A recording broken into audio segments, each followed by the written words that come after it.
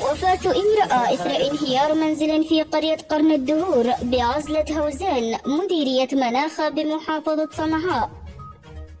تفاصيل الخبر. أهلا بكم. توفيت امرأة إثر انهيار منزل مكون من 6 طوابق في قرية قرن الدهور بعزلة هوزان.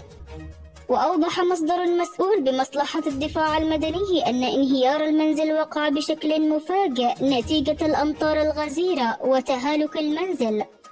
وأشار إلى أنه فور تلقي البلاغ تحركت فرق الإنقاذ والإسعاف من رئاسة المصلحة إلى موقع الحادثة وتنفيذ عملية الإنقاذ وانتشال جثة الضحية من تحت الأنقاض. وأضاف أن امرأة تبلغ من العمر 45 عاما توفيت نتيجة ما كانت تجلب بعض الأغراض الحطب من المنزل الذي تستخدمه أسرتها كمخزن.